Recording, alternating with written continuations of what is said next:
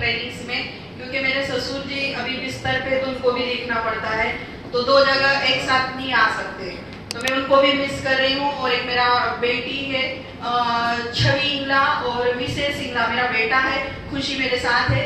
तो पूरी फैमिली जो मुझे सपोर्ट कर रही है उसके लिए उनको सबको थैंक यू, धन्यवाद। और आज मुझे पंख दिए कि मैं तो 3 बच्चे होने के बाद 13 साल हाउस वाइफ रहने के बाद मैं एक चिड़िया जैसी थी घर में, बस पंख कट चुके थे।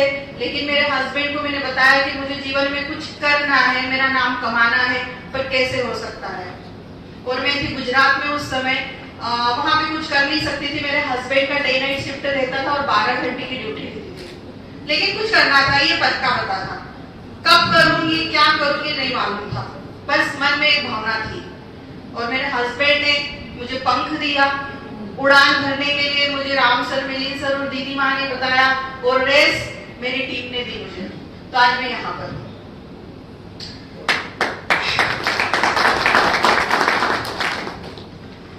थोड़ा सा टाइम तो है ना सर?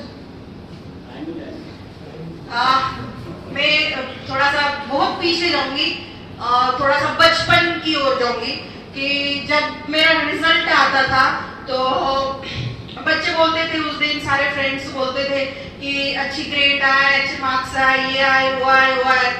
लेकिन मैं पढ़ाई में बहुत वीक थी, तो मैं बोलती थी पूरा नहीं आए कि बस भगवान। मेरा एक वो रहता था कि या तो पूरा नहीं आए, या तो फेल कर देना, या तो पास कर देना, नहीं तो 15 दिन और रिजल्ट का मेरे को इंतजार करना पड़ेगा। सप्लीमेंट्री बोलो। हाँ, सप्लीमेंट्री नहीं आए, तो ये मेरा सोच रहता था। पढ़ाई में मैं बहुत कमजोर थी, लेकिन हमारी ज्वाइंट फैमिली थी। मेरे परिवार में आज मायके पक्ष में 250 परिवार लोगों का एक परिवार है, और उसमें सबसे बड़ी बेटी मतलब नाती में थी, और बहुत प्रेम मिला मुझे सबसे। तो लेकिन पढ़ाई में मैं कमजोर थी, लेकिन खुरापाती बहुत थी। सारे टीचर्स मेरे नाम से परेशान थे, मेरी क्लास के ही नहीं, पूरी स्कूल के टीचर्स और बच्चे भी। कोई भी काम होता था तो सही भी बताते थे, मैं उसमें कुछ न कुछ खुरापाती टाइप की चीजें करती थी, बच्चों को इधर से इधर कन्वर्ट कर देती थी, इधर ये बताती थी, वो बताती थी, मस्ती करेंगे, ये करेंगे, वो करेंगे। मेरा शुरू से रहता था। मेरे अंकल जी पढ़ाते थे हमारे घर में। मेरे पापा को बोला जाता है कि खेती के कीड़े हैं, वो खेती बहुत अच्छी करते हैं मेरे पापा मम्मी। गांव में होता है ना, एक भाई खेती देखता है, एक भाई घर के कारोबार देखता है, एक भाई फाइनेंशियल देखते हैं, तो ऐसा रहता है। मेरे पापा खेती देखते थे और मेरे अंकल जी पढ़े लिखे थे, टीचर थे। तो शाम को जैसे ही 6 बजती थी, हम चारों भाई बहनों को बिठा के पढ़ाते थे। तो मेरे भाई बहन थोड़े ठीक ठाक थे पढ़ने में, लेकिन मुझे मेरे लिए हमेशा बोलते थे, क्योंकि मैं बहुत लाडली थी, तो बोलते थे दिखने में अच्छी दिखती है, दिमाग तेज है, थोड़ा पढ़ लिख जाएगी तो शायद कुछ नौकरी कर पाएगी। तो शुरू से यही पता था कि नौकरी होती है, पैसा कमाना है तो सिर्फ नौकरी होती है, बिजनेस पता ही नहीं था। आज भी सनावल एक छोटा सा कस्बा है और बहुत गांव खेड़े के लोगों की वहां पे दुकानें हैं, मकान है, लेकिन मेरे परिवार में 200 लोग हैं, बहुत प्रॉपर्टी है, पर सनावल में कभी कुछ लिया नहीं उन्होंने। एक का भी मकान नहीं, एक की भी दुकान नहीं है। बिजनेस माइंड उनका था ही नहीं, लेकिन मेरा माइंड था कि कुछ न कुछ करना है, बड़ा करना, पर पढ़ाई से रिलेटेड नहीं करना, पढ़ाई वाला काम नहीं करना है ना, जॉब करना है। ऐसा था, चल रहा था। एक उम्र हो गई, शादी हो गई। अब तुम नहीं पढ़े, तुम्हारी नई नौकरी लगी, तो स्वाभाविक है कि तुम्हारी शादी होना तय है। शादी हो गई, शादी भी हुई। अब मैं तो मतलब मैं 6 में थी, तो मेरी फ्रेंडशिप 8th के बच्चों से रहती थी। मैं मेरी क्लास के बच्चों के साथ कभी ज्यादा रहती ही नहीं थी, मैं 8th के बच्चों के साथ रहती थी। तो मेरा जो दिमाग रहता था ना, वो 8th के बच्चों की सोच के हिसाब से रहता था। तो शादी हो गई, घूमना फिरना अच्छा लगता था, सबके बीच में रहना अच्छा लगता था, ऐसा मुझे पसंद था। शादी हुई तो इतने बड़े घराने में हुई कि मैं मायके जाती थी तभी घर से बाहर निकलती थी, और आती थी तभी मैं घर के अंदर एंट्री करती थी। घर से बाहर कभी निकलते ही नहीं थे। नौकर चाकर थे, दादा थे, वो सारे काम करते थे, तो घर से बाहर निकलने की जरूरत नहीं पड़ी। मेरी सगाई में मेरे हस्बैंड गुजरात में जॉब करते थे, तो जब मेरी सगाई हुई तो जॉब छोड़ के आ गए। तो ठीक है, बोले खेती करेंगे, ये करेंगे, बिजनेस थे, जैसे भी थी, दुकानें थी, कटलरी थी, कपड़ा थी, रोसे के तेल, बहुत सारे बिजनेस, 10-12 बिजनेस थे। बोले वो करेंगे, ठीक है। लेकिन उनका बिजनेस माइंड नहीं था, उनका नौकरी माइंड था। पर घर वालों ने बोल दिया आजा तुम्हारी शादी करेंगे, तो आ गए। वो आ तो गए। इसी बीच 1 साल 1.5 साल के बाद खुशी हो गई। मैंने एक दिन बोला, मैंने बोला कि मैं आपको एक बात बोलूं? बोले हाँ बोलिए।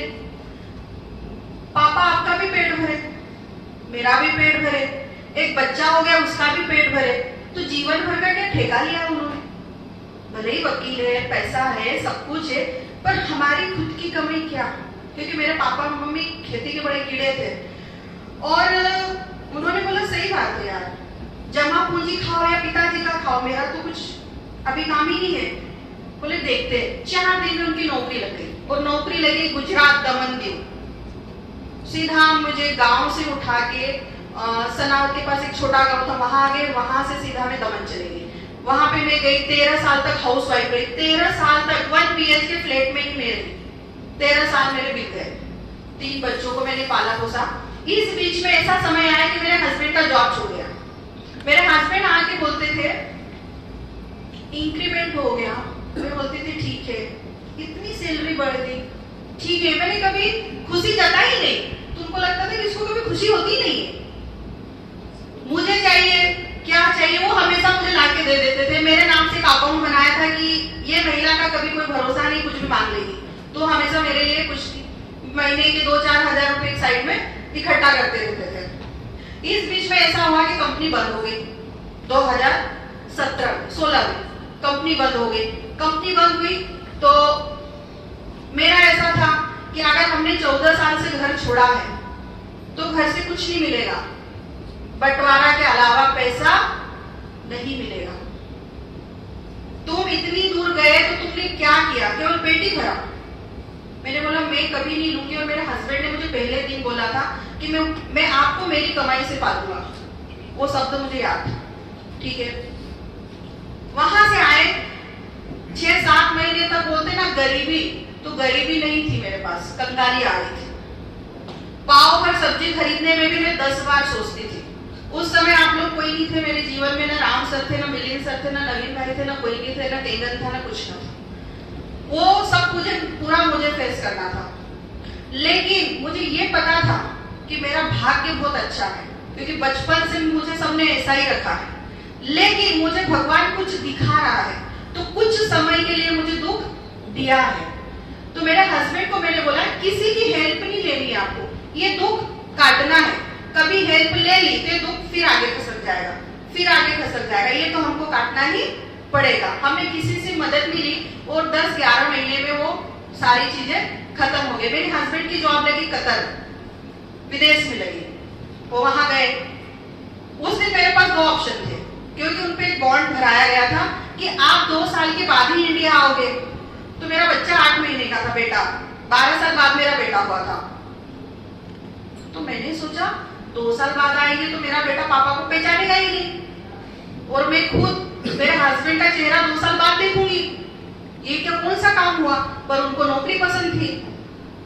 4 दिन तक बहुत सोचा, बहुत विचार करा। फिर वहां से फोन आया कि आप आएंगे कि नहीं आएंगे, आप फॉर्म भर दीजिए, आना है तो, नहीं तो मना कर दीजिए। लेकिन मेरे पास कुछ दिक्कत थी, तो मैंने डिसीजन लिया कि ठीक है आप जाओ। मेरे हस्बैंड ने जाने का सोच लिया, लेकिन मेरी तबीयत उस समय ठीक नहीं रहती थी। बोलते ना खूबियां, तबीयत अच्छी थी पर बहुत सारी चीजें मैंने पाल रखी थी दिमाग में, ये तो नहीं हो गया, वो तो नहीं हो गया, ऐसा वैसा। सेल्वी, वापी में सेल्वी हॉस्पिटल है, वहां पे मान के चलो मेरा खाता चलता था, हर 3 महीने में मेरे ब्लड टेस्ट होते ही थे। ऐसी मेरी स्थिति थी। और वो चले गए कतर, और मैं जैसे ही बच्चों का एग्जाम हुआ, मैं बच्चों को लेकर सनावद आ गई कि गांव में रहेंगे, घर के पास रहेंगे तो बच्चे भी सेफ रहेंगे, अपन भी सेफ रहेंगे। मेरा फ्लैट था वहां, किराए से देके मैं सनावद आ गई। सनावद आ गई तो ऐसे ही प्रोडक्ट वाली कोई कंपनी मिली, तो उसमें मैंने देखा, पहली बार जीवन में देखा 2018 में नेटवर्किंग का प्लान। मैंने बोला ये चंदा इकट्ठा करने वाला भी जो मतलब काम रहता है, कि सबसे हमको कमीशन मिलेगा, ये तो चंदा जैसा काम है। मुझे पसंद आया, मैंने किया, पर 800 की रेंज में सारे प्रोडक्ट खत्म होते थे। तो मैंने सोचा कब तक मैं 800 400 इकट्ठा करूंगी, जब मुझे 40,000 45,000 रुपया महीना मेरे हस्बैंड का आता था तो नहीं मुझे अच्छा लगता था, तो महीने का 5-7-10,000 मुझे कैसे क्या करूंगी। पर मैं नॉलेज तो लो, मैं गई मीटिंग्स ट्रेनिंग्स उस प्रोडक्ट वाली कंपनी के अटेंड करी, मुझे कुछ बड़ा करना था। देखो अगर आप सोचोगे, आपके सपने हैं, तो कोई व्यक्ति आपको मिलेगा, टकराएगा, भगवान भी आपके पास रास्ता भेजेगा। ऐसे ही पिछले प्रोडक्ट में सोमिल भैया भी थे, तो उसमें मुझे मेरी एक अपलाइन मिली, तो उन्होंने मुझे सर से मिलाया, राम सर से पहली बार। तो मैंने बोला कि घर से पहली बार बाहर निकले हैं, कभी कुछ किया नहीं है, अपने पास इतना बड़ा एजुकेशन नहीं है, पर इन व्यक्तियों के साथ रहेंगे तो जीवन में कमाए या नहीं कमाए पर कुछ अच्छा सीख जरूर जाएंगे। और मैंने बोला ठीक है, उस प्रोडक्ट वाली पिछले प्रोजेक्ट में मैंने हाँ भर दी। और इगतपुरी कॉन्फ्रेंस भी सुनील भैया और मैं साथ में थी, पहली कॉन्फ्रेंस मैंने अचीव करी थी, 2 दिन हम साथ में थे। और उसके बाद कुछ समय बाद मुझे पता चला, नवंबर या दिसंबर में कॉन्फ्रेंस थी और फरवरी में केंद्र आ गया। तो सर ने बोला अरे 3 लाख की मशीनें आज आ गई है, लगेगी। तो मैंने बोला सर किससे बात कर रहे हो, कौन सी 3 लाख की मशीन। बोले आपकी समझ में नहीं आएगा, क्योंकि सर को पता था ये महिला ले ही नहीं सकती, ये पता था उनको। मैं बोला सर मुझे जानना भी नहीं, इतनी महंगी चीज में नहीं ले पाऊंगी। इस बीच 8-15 दिन बीते और सर ने बोला कोई आया इंदौर से, आप आ जाओ आश्रम पे, और ऐसा ऐसा है। मैं सर दे दो, अपन नहीं ले पाएंगे, फालतू अपन क्यों जा, देख लेंगे तो ले नहीं पाएंगे, क्योंकि दिमाग वैसे ही है। तो गए, डेमो देखा, 5 लोग थे, डेमो समझ में आया। और पेस्टिसाइड जो था, सोचा कि भैया बच्चों को क्या खिला रहे हैं अपन। हस्बैंड से बात करी, हस्बैंड मना कर रहे, 3 लाख की चीज क्या है, कौन है, कैसे देंगे। सर लोगों को थोड़ा बहुत जानते थे उस समय। मैंने बोला ठीक है, सर से बात करी तो बोले चीज अच्छी है, आपके पास पैसे हो तो आप ले लो। बोला ठीक है, ज्यादा बोल नहीं सकते।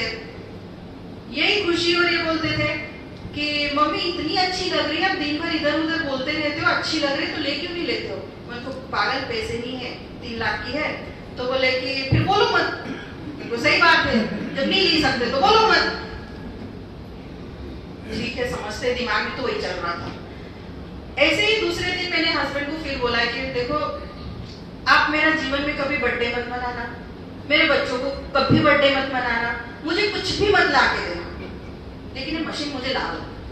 तो बोले ले लेना, मेरे पास क्रेडिट कार्ड है 50,000 का, लेकिन किस्त भी तुझे ही भरनी है, मेरे पास पैसे नहीं। जैसे तेरे को पता है कि 2016 से अपना जॉब डिस्टर्ब चल रहा है, सही बात है। मैंने सर को बोला सर पैसे इकट्ठा देना पड़ेगा। बोले हाँ मैडम इकट्ठा देना पड़ेगा। बोले कुछ हो नहीं सकता। बोले कुछ भी नहीं हो सकता। ठीक है, मैंने पापा को फोन करा, मैंने बोला पापा मेरी ज्वेलरी है ना, मैं कभी 15 साल से पहनी नहीं थी। तो बोले हाँ है, उनको मुझे चाहिए। मम्मी का फोन आ गया, क्या करेगी। तो कुछ नहीं, थोड़ा काम है। बोले क्या काम है। मैंने एक मशीन देखी है, वो लेना है, 3 लाख की है, तो उसको तोड़ना है। फोन पे फोन, फोन पे फोन, क्या ज्वेलरी तोड़ रही, क्या कर रही, जिया जी है नहीं, ये वो है। मैं तो मम्मी भेज तो दो, भेज दी। फिर पापा आके मुझे बैठ के बोलते हैं बेटा तेरी 2 बेटियां हैं, शादी ब्याह होगी, तू उनको क्या देगी। बहुत मुश्किल समय में तो मैंने तेरे को ला के दी। मैंने कहा हाँ ठीक है। दिन भर सोचा विचारा, आंखों से आंसू गिर रहा था कि बिजनेस चलेगा, पानी का है, ले कि नहीं लो, ऐसा मन कर रहा था। बहुत कंफ्यूजन में थी, कोई समझाने वाला नहीं था, कोई सपोर्ट में नहीं था, सर लोगों से भी ज्यादा पहचान नहीं था, बहुत द्वंद्व चल रहा था दिमाग में। दिन भर लेटी रही, आंखों से आंसू आते रहे कि लू कि नहीं लू, लू कि नहीं, ले लू तो बहुत बड़ा काम हो जाएगा। ये सब चलता रहा। फिर हम बोलते ना कोई काम करने से पहले पंडित जी को पूछते हैं। तो मेरे पास भी एक महिला ऐसी है, मैंने उनको पूछा कि पानी की ऐसी कोई चीज है ये, क्योंकि मम्मी ने मना किया, हस्बैंड ने मना किया, पापा ने मना किया, तो कैसे लेगा व्यक्ति। मैंने उनसे पूछा क्या अगर उन्होंने बोल दिया तो ले लूंगी। बोला पानी पे काम करो, नीर पे पानी कहीं भी रास्ता बना लेता है, छत टपकने लग जाती है, 4 मंजिला मकान, ले सकते हो कर लो।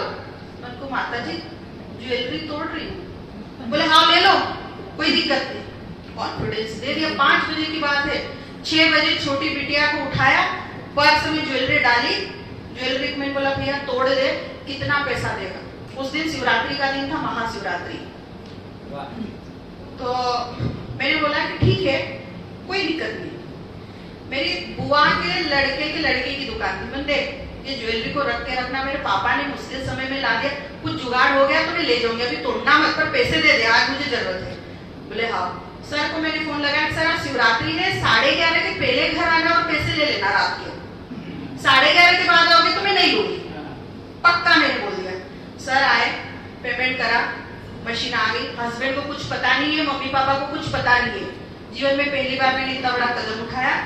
मशीन आई, मैंने 26 फरवरी 2020 को मशीन बुक करी और 3 मार्च को मेरे यहाँ मशीन आई। मशीन आई, मेरे हस्बैंड को मैंने फोटो खींच के भेज दी। बाप रे, मशीन कैसे ले ली तूने? उनको मत पूछो, ज्वेलरी में खुद मेरे शरीर पे टांगू या सबको पानी पिला दूं, क्या करूं? उन्होंने समझ लिया कि अभी सुनने वाली तो है ही नहीं, ले तो ली है। बोले ठीक है, अच्छी चीज है, मैं आऊंगा तो पानी पीऊंगा। मेरे पापा आए तो मैं रूम का दरवाजा बंद कर देती थी। 15 साल से ज्वेलरी नहीं पहनी तो 2 साल और नहीं पहनूंगी, उनको क्या पता, दरवाजा बंद कर। ऐसा 1 महीना 1.5 महीने तक चला। 21 मार्च को लॉकडाउन लगा था, पहला कोरोना आया था ना, तो पहला मेरे हस्बैंड उस ट्रेन से, उस समय वो मुंबई आ गए थे, तो आखिरी ट्रेन से वो सनावद आ गए। पानी पिया, अच्छा लगा। मैंने सोचा कि चलो कोरोना आया है तो अपन सेफ रहने के लिए भगवान ने भेजा होगा, बच गए तो बड़ी बात है। ऐसे हस्बैंड को तर्क वितर्क देके मैंने समझा दिया। लेकिन पहले ही महीने में मेरी 70,000 की इनकम थी, पहले ही महीने में। और पहली मशीन मैंने ली थी 1,56,000 की, और मेरे हस्बैंड की इनकम थी 45,000 जॉब से। तो मैंने उनको धीरे से बोला कि देखो 2 महीने की लगभग इनकम आपकी आ गई, कोरोना 2 महीने चलेगा तो अपन सिर्फ घर पे लेके खा पी सकते, मकान की किस्त कर सकते। बोले ठीक है। दूसरे महीने में भी 7 मशीन हो गई, 10 मशीन हो गई, 15 मशीन हो गई, 20 मशीन हो गई। ऐसे करते करते 2200 लोगों का नेटवर्क बन गया।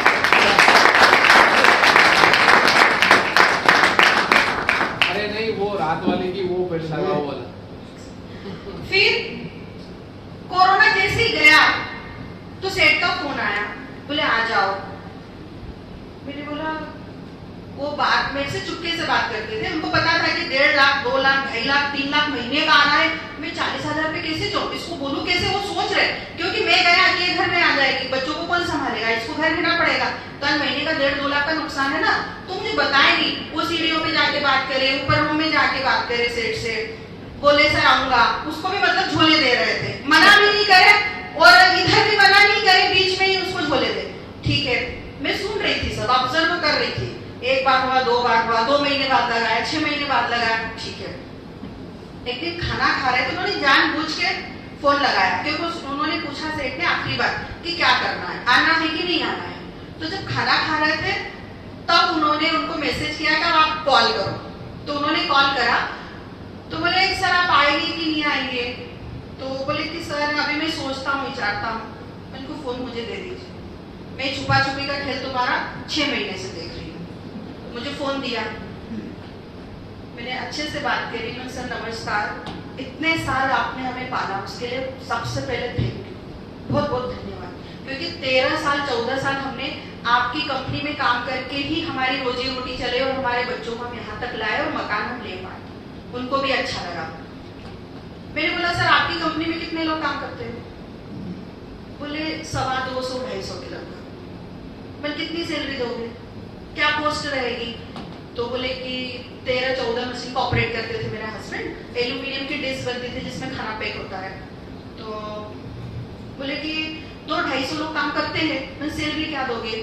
तो बोले पहले 45 थी, अब मैं 65 दे दूंगा, 55 दे दूंगा। मैं सर वो कितना दे सकते हो? बोले 70 दे दूंगा। कितना दोगे? बोले 72 कर दूंगा। फिर कितना दोगे? बोले 75 कर दूंगा। ठीक है सर।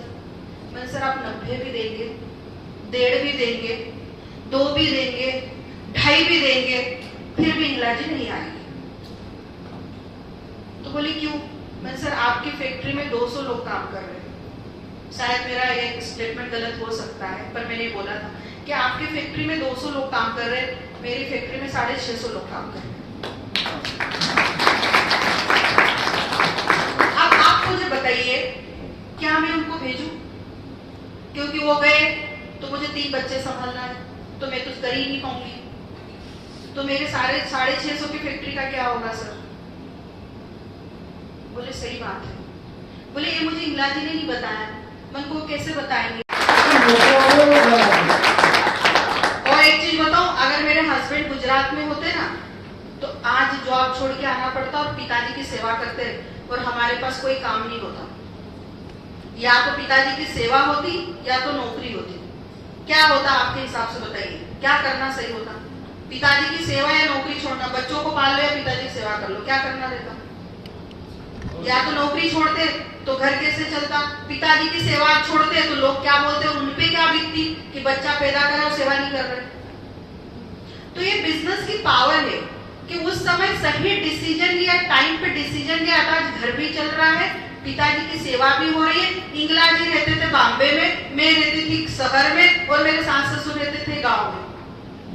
लोग बोलते एक चूल्ही, सुना होगा आपने शब्द। मेरे यहाँ 3 चूल्ही थी, एक गांव में, एक सनावद में और एक गुजरात में। 3 चूल्हे जलते थे मेरे। 3 चूल्हे के अलग अलग खर्चे थे। सैलरी थी 45,000। साल भर बाद ही बच्चों की फीस भराती थी। बीच में फीस का कोई नाम नहीं ले सकता था। साल भर में एक ही बार कपड़े खरीदते थे गनगौर पे, बीच में कपड़े नहीं खरीदते थे। बिटिया ने बोला अभी 6 महीने पहले, बोले मम्मी मुझे कान के लेना है। मैं उस दिन घर पे थी, मैं उनको चलो अभी आते हैं, उसको कान के ला देते हैं, दोनों बहनों के लिए ले लेते। बोले हाँ, कितने के आएंगे? 25-30 हजार के आएंगे, छोटे छोटे लेंगे। उस समय 52 का भाव था। जब मैं शॉप पे गई तो वहां पे मंगलसूत्र वगैरह सब थे शोरूम पे। तो उन्होंने बोले माला कितने की है? तो बोले 90,000 तक पड़ेगी। तो बोले देखो ना इसको। मैं उनको ये तो बहुत पहले लाके दे देना था आपने, पर लाके ही नहीं दी। बोले ऐसा? मैं उनको हाँ, इसकी तो मुझे कब से जरूरत है, शादी में उसके बाद से ही जरूरत थी, पर आपने अभी तक लाई नहीं दी और मैंने कभी मांगी नहीं, मैंने कभी मांगा नहीं कुछ उनसे। ठीक है, अच्छी लाइफ स्टाइल दे रहे, ठीक है।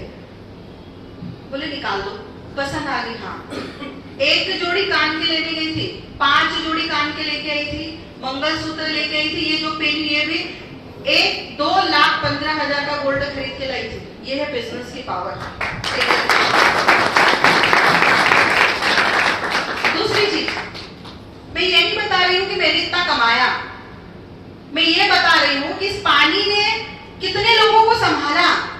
इस बिजनेस से ससुर जी की सेवा हो रही है, सास को रोज गर्म रोटी मिल रही है, बच्चे पापा के पास है, मेरा हस्बैंड मेरे पास है, और जेब में पैसा भी है, और अच्छा स्वास्थ्य भी मिल रहा है, और नाम सम्मान इज्जत, और इतने सारे लोग मेरे परिवार में हैं।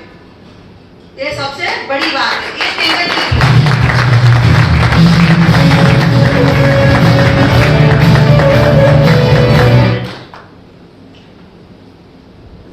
पहले आने का फायदा बताओ। पहले आए थे आईडी तुम्हारे, टाइम पे बताया तो सही, टाइम पे आने का क्या फायदा होगा? इतना बड़ा फायदा हो रहा है, ठीक है। उसके बाद भूल जाती हूँ, इसलिए पॉइंट पे लिखे। ये सारी चीजें जो मैं खरीद पा रही हूँ, ये कहां से खरीद पा रही हूँ? केंगन से। 2200 लोगों का लगभग सर नेटवर्क हुआ है, सर को पता है। मेरे को स्कूटी भी नहीं चलाते आती, मेरे पास कार भी नहीं है। 10 कार है, 10 कार भी नहीं है मेरे पास, फिर मैं बिजनेस कर रही हूँ। लोग बहाने बनाते हैं, सर कैसे जाऊं, क्या करूं, कोई जाने वाला नहीं है, कोई सपोर्ट वाला नहीं है। मैं भी तो कर रही हूँ, आप भी कर सकते हो। लोग मोहल्ले के देखते हैं, आखिर भाई काम क्या करती है? जराक में विस्टा लेने आती है, जराक में फोर्ड लेने आती है, जराक में स्विफ्ट लेने आती है, जराक में आल्टो लेने आती है। कैलाश में कौन सी गाड़ी है?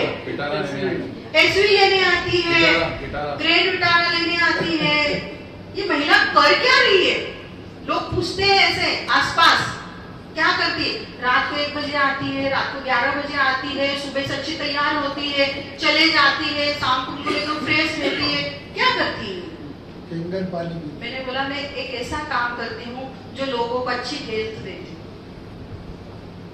मैं आसपास गांव में, मोहल्ले में, रिश्तेदारों में, फ्रेंड्स में मैंने किसी को मशीन नहीं दी, मैंने किसी को नहीं बताया, क्योंकि उनको पता है कि कल तक तो इसका दिमाग सही था, आज ये डॉक्टर कैसे बन गई। ये तो 10वीं पास है और आज डॉक्टरी के शब्द बोल रही है, कहीं हमको मानने डाले कैसा पानी है क्या है। लोगों के मन में ऐसे विचार भी आते हैं। मेरे ही परिवार के लोग ऐसे भी रहे कि मैंने किसी को डेमो दिया और वो बोलते थे अरे तुम्हारा बिटिया आई थी या वो आए थे, तो बोलते अरे हाँ वो 3 लाख की मशीनें वो करती है, इधर उधर घूमती रहती है, आज इसके साथ जा रही कल उसके साथ। सब आसपास के लोग जान पहचान वाले ऐसे बोल देते थे। लेकिन अभी फरवरी में मेरे हस्बैंड का 5 साल से जॉब नहीं है, पहला कोरोना का फर्स्ट वे आया था, उस दिन से 21 मार्च से मेरे हस्बैंड आ गए, वो 21 दिन के पैसे भी नहीं सेट ने दिए थे। लेकिन 1 फरवरी को मैंने 40 लाख का मकान लिया और इसी बिजनेस से लिया।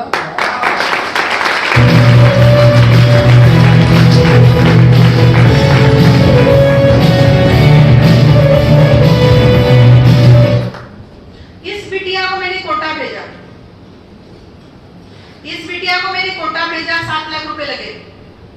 मैंने ये बोल के नहीं बोलवा भेजा कि बेटा आपका नंबर लग जाए या अच्छा पढ़ना। मैंने ये बोला कि बेटा जीवन में लड़कियों को फ्रीडम कभी नहीं मिलती है, तो तू जा एंजॉय करना, अच्छे से रहना, लग जाए नंबर तो तेरा लग, नहीं तो कोई टेंशन नहीं। आज मैं सब कुछ कर रही हूँ, तो आज तेरे को मैं वो 2 साल जीवाना चाहती हूँ, जी ले। ये मेरी बेटियां गई थी। 3 मशीनें है मेरे पास, 3 मशीनें की प्राइस लगभग 7.5 लाख रुपए होगी, एक 56, 2 20 और 2 78 सर, 3 मशीनें इसी बिजनेस से। तो 7 और 7 14 और 40 लाख का मकान और 7 लोग इसी बिजनेस से पल रहे 5.5 साल से। और मेरा प्रतिदिन मान के चलो 1500 से 1000 रुपए का खर्चा है, सब पूरा फिल यहीं से हो रहा है। ये बिजनेस की पावर है। यहाँ पे जितनी महिलाएं बैठी है ना, मैं उनको एक ही बात बोलती हूँ कि कोरोना ने मुझे एक चीज बहुत अच्छी सिखाई। मेरी बेटी के मैं ओपन हाउस में गई, मैं हमेशा जाती थी तो टीचर लोगों को 2-4 बात सुना के ही आती थी, आपने ये नहीं पढ़ाया, ये नहीं करा, ये नहीं करा। पहली बार था भगवान ने मुझे कुछ ऐसी बुद्धि दी और उपमा दी ना कि मैंने कुछ बोला नहीं टीचर को, और मुझे 1 महीने बाद पता चलता है टीचर शांत हो गए। मात्र 24 साल का लड़का शांत हो गया। बाप रे, बेटी बोली मम्मी सर लोग सर शांत हो गए, कैसे? बोले उनके पिताजी को कोरोना हुआ, माताजी ने सेवा करी, पिताजी चले गए। फिर माताजी की सेवा बड़े भाई ने करी तो माताजी चली गई। फिर बड़े भाई को कोरोना हुआ तो छोटे भाई ने सेवा करी तो बड़ा भाई निकल गया, वो छोटा भाई भी निकल गया, 4 लोग चले गए। बचा कौन? 2 महिलाएं और छोटे छोटे बच्चे। और आज उनके प्लाट की रजिस्ट्री भी नहीं महिलाओं से हुई। तो कितना बड़ा उदाहरण कि हमको सबसे पहले महिलाओं को पैर पे खड़ा होना बहुत जरूरी है। समय का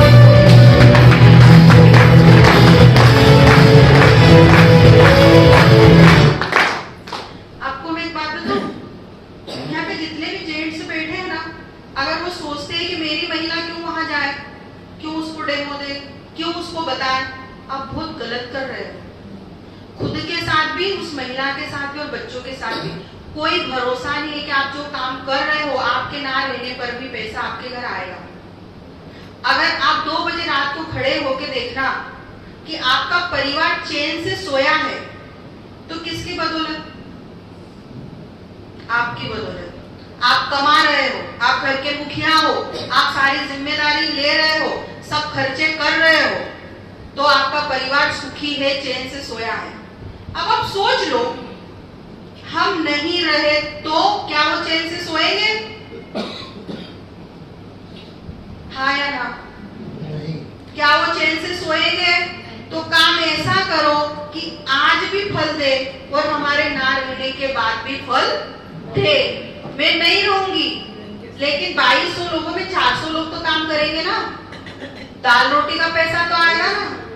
तो काम ऐसा करो, ये नॉमिनी फैसिलिटी वाला प्रोग्राम है, जापान का है, आपके साथ कभी कोई धोखाधड़ी नहीं हो सकती है। 28 साल हो गए इस काम को चलते चलते, 28 साल हो गए। 28 साल हो गए, देखो तो कोई कुछ भी बोले, कोई कुछ भी करे, आपका घर तो नहीं चलाएगा। आपको ही करना है। ठीक है, प्रोडक्ट महंगा है, रिजल्ट लेट आएंगे, लोग भी बोलेंगे, जेब से पैसा भी लगेगा, लेकिन काम भी होगा। अगर आप लगे रहे तो होगा। अगर आपने छोड़ दिया तो नहीं होगा। मैं बताऊं, मेरा मकान हुआ, मेरे घर का सब रिन्यूट करवाया, मकान शिफ्ट किया, फिर गंगोर आ गई, क्योंकि मुझे सब देखना पड़ता है। तो मेरे सारे काम किए ना, 4 महीने तक मैंने काम नहीं किया, तो 4 महीने तक मेरी टीम में कम से कम रिजल्ट आया। मैं अगर लगी रहती तो आते। जैसे ही मैं बाहर निकली, सर को पता है, मैंने बोला था सर मुझे थोड़ा टाइम लगेगा। जैसे ही मैंने बाहर निकली तो मैंने 2 बेल्ट नए ओपन कर लिए।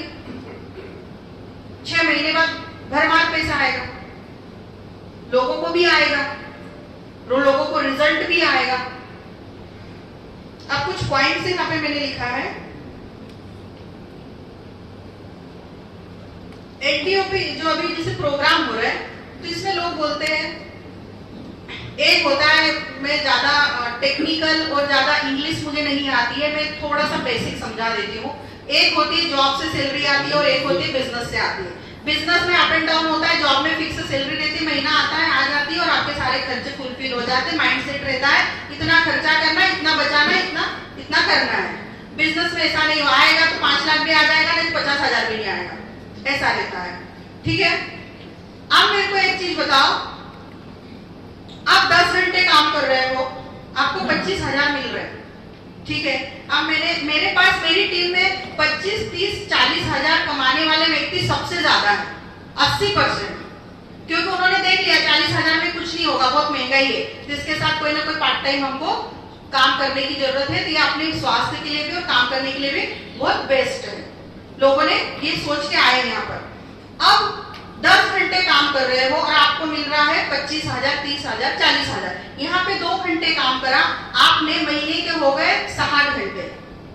ठीक है, 60 घंटे हो गए, 60 घंटे हो गए, 60 घंटे काम किया और 2 मशीन आ गई, तो 26,000 आए।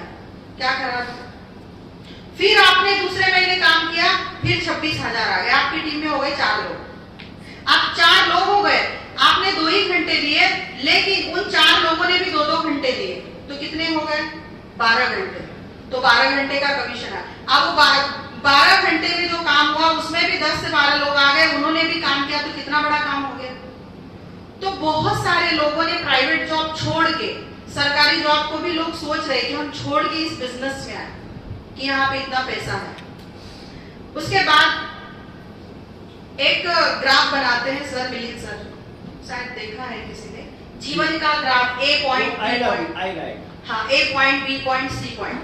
उसमें सर लिखते हैं, मैंने उसमें थोड़ा सा जोड़ा है, उसमें लोग लिखते हैं, सर लिखते हैं कि व्यक्ति बोलता है कि कर लेंगे, देखते हैं, सोचते हैं, विचार करते हैं, इतनी क्या जल्दी, बीवी से पूछूंगा, बता दूंगा, यार बार बार मत परेशान करो। सर का ये पॉइंट रहता है, क्लोजिंग पॉइंट। वो व्यक्ति क्या कर रहा है? वो व्यक्ति टाल रहा है कि अभी मैं नहीं करना चाहता, मत परेशान करो। वो टाल रहा है, लेकिन वो नहीं टाल रहा है, आप स्वयं टाल रहे हो। सर मैंने बोल दिया, वो मना कर गया, उसकी बीवी मना कर गई, सर उसके पास पैसे नहीं है, सर वो लोन ही नहीं लेना चाहता, सर वो कभी नहीं सुधरेगा, वो कभी पिएगा ही नहीं, वो ऐसा ही मरेगा। ठीक है ना भैया? ऐसा ही मरेगा, वो कभी नहीं लेगा। पीछे आप हट गए हो, आप 2 से 3 बार गए और आप हट गए। 3 लाख की चीज कोई 3 बार भी कैसे ले लेगा? आप ले लोगे? नहीं लोगे। 17 बार फॉलो करने के बाद मशीन आई है मेरी टीम में। 17वें फॉलो पे मशीन आई है। लोग पीछे हट जाते हैं, लेकिन हम पीछे नहीं हटे, तो ही ये मशीनें आई।